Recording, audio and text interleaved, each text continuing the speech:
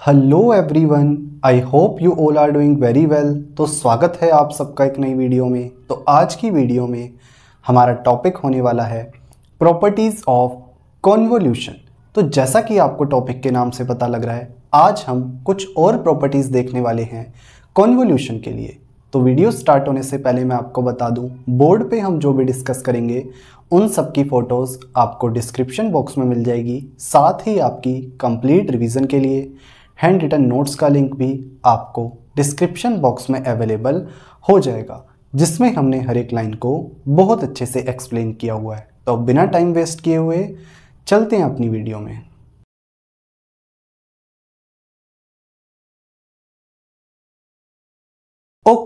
सो जैसा कि आपको पता है, लास्ट वीडियो में हमने दो प्रॉपर्टीज़ देखी थी कॉन्वोल्यूशन के लिए। तो आज की वीडियो में हम क्या है, तीन और प्रॉपर्टीज़ देखने वाले हैं बेस्ड ऑन कॉन्वोल्यूशन। ठीक है, तो सबसे पहले देखते हैं थर्ड प्रॉपर्टी। दो पहले डिस्कस कर चुके हैं, तो ये हमारे पास कौन सी है, थर्ड प्रॉपर्टी है। थर्ड प्रॉपर्टी क्या है, डिस्ट्रीब्यूटिव प्रॉपर्टी ऑफ कॉन्वोल्यूशन। अब डिस्ट्रीब्यूटिव प्रॉपर्टी ऑफ कॉन्वोल्यूशन हमें क्या कहती है?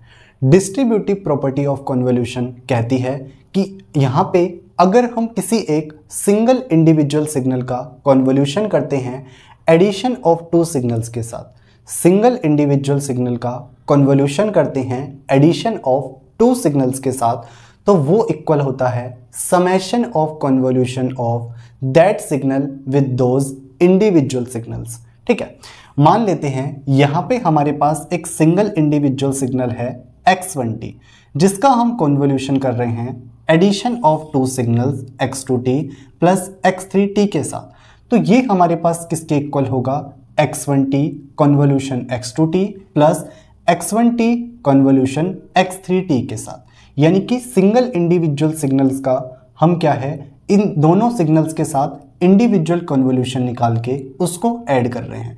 ठीक है, जैसे हमारे पास डिस्ट्रीब्यूटिव प्रॉपर्टी ऑफ मल्टीप्लिकेशन होती है मैथमेटिक्स में, यानी कि इस सिंगल सिग्नल के साथ हम क्या है, दोनों का कन्वोल्यूशन करके उसको ऐड कर रहे हैं। तो ये हमें क्या है, डिस्ट्रीब्यूटिव प्रॉपर्टी ऑफ कन्वोल्यूशन कहती है, जो क्या है कि सिंगल इंडिविजुअल सिग्नल का जो मल्टीप्लिकेशन है, जो कन्वोल्यूशन है एडिशन ऑफ टू सिग्नल्स के साथ, वो इक्वल होगा summation of convolution of that signal with those individual signals. ठीक है, तो ये हमारे पास डिस्ट्रीब्यूटिव प्रॉपर्टी ऑफ कॉन्वोल्यूशन कहती है।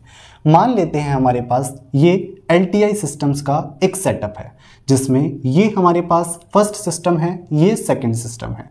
ठीक है, दोनों सिस्टम्स को हम सेम इनपुट x1t फीड कर रहे हैं। ठीक है, और इम्पल्स रिस्पॉन्स फर्स्ट सिस्टम का है h1t और सेकंड सिस्टम का इम्पल्स रिस्पॉन्स है h2t। ठीक है, तो मान लेते हैं फर्स्ट सिस्टम के लिए आउटपुट y1t क्या आया, इनपुट x1t और h1t का कॉन्वोल्यूशन, यानी कि इनपुट और इम्पल्स रिस्पॉन्स का कॉन्वोल्यूशन, जो एक्चुअल में हमारे पास आउटपुट yt होता है।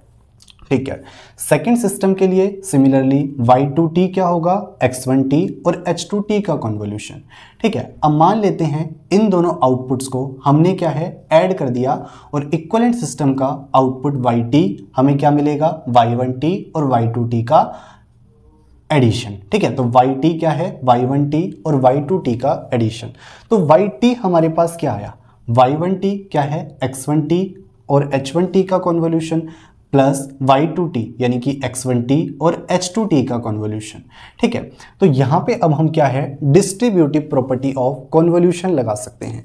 क्यों? क्योंकि हमें दिख रहा है कि सेम सिग्नल क्या है, कॉन्वोल्यूशन हो रहा है दो डिफरेंट सिग्नल के साथ, और उसका एडिशन हमें मिल रहा है। ठीक है, यानी कि यहाँ पे क्या है, एडिशन है जब सेम सिग्नल कॉन्वोल्यूट हो रहा है दो डिफरेंट सिग्नल्स के साथ। तो हम क्या है, यहाँ पे डिस्ट्रीब्यूटिव प्रॉपर्टी लगा सकते हैं। ठीक है, तो yt किसके बराबर होगा, उसी सिग्नल का कॉन्वोल्यूशन दोनों डिफरेंट सिग्नल के एडिशन के, यानी कि x1t का कॉन्वोल्यूशन h1t प्लस h2t के साथ। ठीक है, तो इस एक्सप्रेशन को देख के अब हमें क्या दिख रहा है, ठीक है, तो यहाँ पे हमें क्या पता लग रहा है, ये एक्सप्रेशन एक LTI सिस्टम के लिए है, जिसका आउटपुट yt है, जिसके लिए इनपुट x1t है और जिसका impulse response h1t plus h2t है। ठीक है, यही हमारे पास आउटपुट बाई t होता है सिस्टम का, कि इनपुट और इम्पल्स रिस्पॉन्स का कॉन्वोल्यूशन। तो यहाँ पे हमने क्या है, इस सिस्टम के लिए एक इक्विवेलेंट सिस्टम ड्रॉ कर लिया।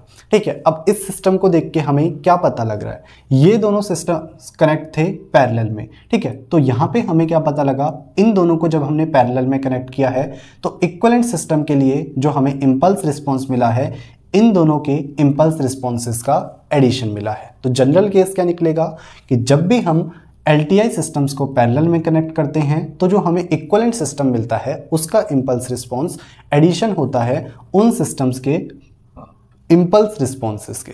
ठीक है, तो यहाँ से हमने क्या है, ये रिजल्ट निकाल लिया है, जिसको हमने देखा था जब हमने कास्केड और पैरेलल कनेक्शन देखा था LTI सिस्टम्स का। ठीक है, तो यहाँ पे डिस्ट्रीब्यूटिव प्रॉपर्टी को हमने समझ लिया, जो क्या कहती है कि जो कन्वोल्यूशन होता है सिंगल इंडिविजुअल सिग्नल का with addition of two signals is equal to addition of या फिर summation of convolution of that signal with those individual signals. ठीक है, अब हम देखते हैं fourth property which is property of delta function. ठीक है, जैसा कि प्रॉपर्टी के नाम से पता लग रहा है, ये प्रॉपर्टी डेल्टा फंक्शन यानी कि इम्पल्स सिग्नल्स को कंसिडर करती है। ठीक है, यूज करती है। ठीक है, तो प्रॉपर्टी ऑफ डेल्टा फंक्शन हमें क्या कहती है, प्रॉपर्टी ऑफ डेल्टा फंक्शन कहती है कि अगर हम किसी सिग्नल का कन्वोल्यूशन करते हैं एक time shifted unit impulse signal के साथ, तो हमें क्या है, सेम सिग्नल मिलता है with which is shifted by same time as that unit impulse signal। यानी कि इस सिग्नल को xt को जब हमने कन्वोल्यूट करा है delta t minus T note के, तो हमें क्या है, xt माइनस टी नोट मिला है, यानी कि इसका टाइम शिफ्टेड वर्जन मिला है जो शिफ्ट हुआ है सेम टाइम के साथ जिससे कि हमारे पास यूनिट इम्पल्स सिग्नल शिफ्ट हुआ था।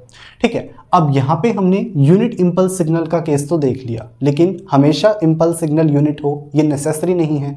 ठीक है, तो यहाँ पे अगर हम कुछ भी वेट लेते हैं या फिर कुछ भी एम्पलीट्यूड a लेते हैं इम्पल्स सिग्नल का, तो रिजल्ट में क्या है, वही एम्पलीट्यूड या फिर वही वेट क्या है, मल्टीप्लाई हो जाएगा।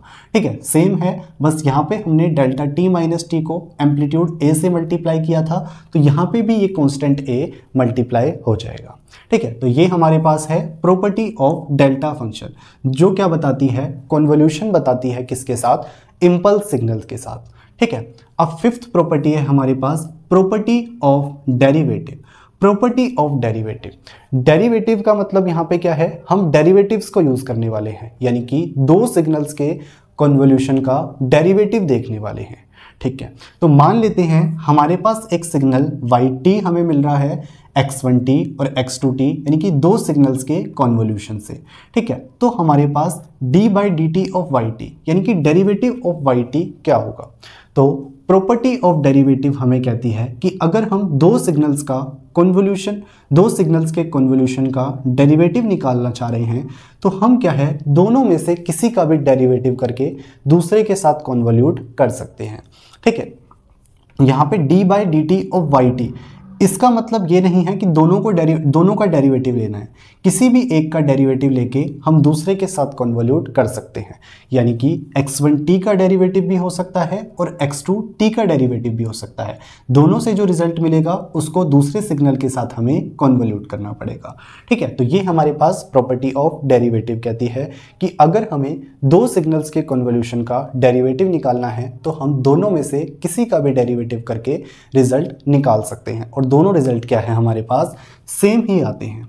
ठीक है, तो ये हमने क्या है, फिफ्थ प्रॉपर्टी भी देख ली।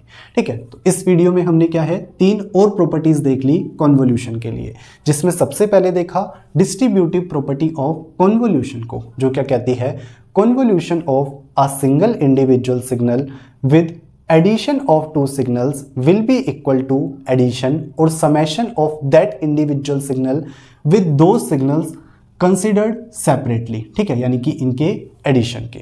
ठीक है, उसके बाद फोर्थ प्रॉपर्टी क्या देखी, प्रॉपर्टी ऑफ डेल्टा फंक्शन, जिसमें हमने क्या है, इम्पल्स सिग्नल्स के लिए कन्वोल्यूशन प्रॉपर्टी निकाली है। ठीक है, उसके बाद प्रॉपर्टी ऑफ डेरिवेटिव, जिसमें हमने क्या देखा, अगर हमें दो सिग्नल्स के कन्वोल्यूशन का डेरिवेटिव चाहिए तो हम क्या है, दोनों में से किसी भी सिग्नल का डेरिवेटिव करके अपना आंसर निकाल सकते हैं। सो आई होप आपको आज का लेक्चर समझ आया होगा। बाकी आप नीचे दिए नोट्स पढ़ेंगे, आपको और अच्छी अंडरस्टैंडिंग मिलेगी।